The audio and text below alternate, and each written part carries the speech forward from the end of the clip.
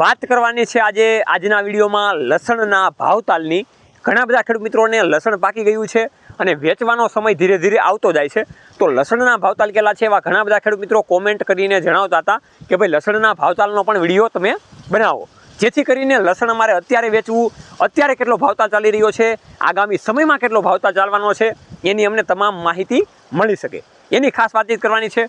તો હું છું તમારી સાથે સાગર રાસડિયા, ખેડૂત પુત્ર। આપ સૌ ખેડૂત મિત્રોનું હાર્દિક સ્વાગત કરું છું। ખેડૂત છે તો જ જગત છે એવા હેતુથી અવારનવાર ટેકનોલોજીકલ ડિજિટલ ખેતીવાડીની માહિતી આપણે લાવતા રહીએ છીએ।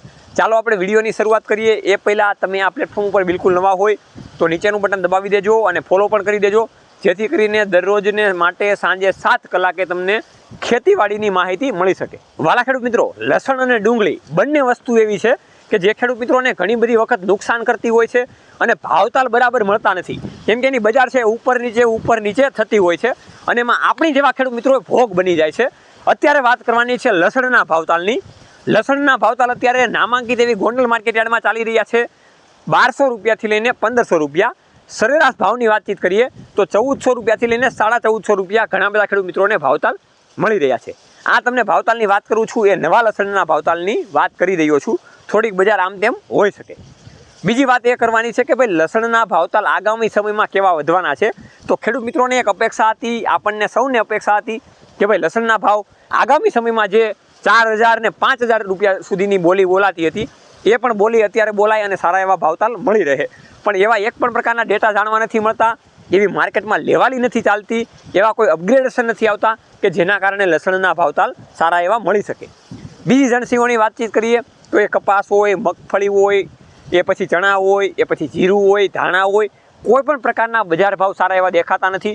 ડુંગળીમાં પણ જોઈએ તો 400 રૂપિયાની આજુબાજુમાં રમત રમી રહી છે અને જે ભાવતાલ સારા એવા હોવા જોઈએ એ એક પણ પ્રકારના ડેટા પ્રમાણે લાગી નથી રહ્યું। એનું મેઇન કારણ વિદેશીની અમુક પળો અથવા તો અમુક એવા ડેટાઓ છે કે જે કોમોડિટી એક્સપોર્ટ આપણે કહીએ, એના કારણે આ પ્રમાણેના ભાવતાલ આપણને જાણવા મળી રહ્યા છે। તો આ રીતના લસણના ભાવતાલ મળી શકે છે। જે ખેડૂત મિત્રોને લસણ અત્યારે વેચવું છે કે નથી વેચવું એવું કેવી રીતના નક્કી કરી શકે, તો અત્યારે ભાવતાલ તો આટલો છે, એટલે જે ખેડૂત મિત્રોને લસણ જો સ્ટોક કરવાની સુવિધાઓ હોય, એવા મેળા હોય અથવા તો એવા ફરજા હોય તો આસાનીથી એ સ્ટોક પણ કરી શકે છે અને સારી રીતે લસણને સાચવી શકીને સારા એવા ભાવતાલ લઈ શકે છે। પણ જે ખેડૂત મિત્રોને બગડવાની શક્યતા હોય એને ખેડૂત મિત્રોને વેચવાની થોડીક તકેદારી રાખવી જોઈએ। તો આ રીતના ખેડૂત મિત્રો લસણના ભાવતાલની વાતચીત કરવાની હતી।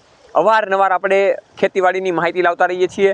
ખેડૂત મિત્રોને ઉજાગર કરવા માટે, એનું સન્માન કરવા માટે અને એને સલામ કરવા માટેનો કાર્યક્રમ એટલે કે ખેડૂત બનશે મહારાજા કાર્યક્રમ ભારતની ધરતી ઉપર માત્ર એક પ્લેટફોર્મ કરતું હોય તો એ આપણા સૌનું પ્લેટફોર્મ એટલે ખેડૂત પુત્ર ગુજરાતી પ્લેટફોર્મ કરી રહ્યું છે। એમાં તમે દર રવિવારે સાંજે 7 કલાકે જુઓ અને તમારા ગામમાં પણ એક કાર્યક્રમ કરવો હોય તો અમારો તમે સંપર્ક, અમારી ટીમનો સંપર્ક તમે ડિસ્ક્રિપ્શન બોક્સમાં જે નંબર આપેલા છે એમાંથી તમે લઈને કરી શકો છો। જય જવાન જય કિસાન આ બંને છે આપણા દેશની શાન। જોડાતા રહો રમેશની માટે ખેડૂત પુત્ર ગુજરાતીમાં।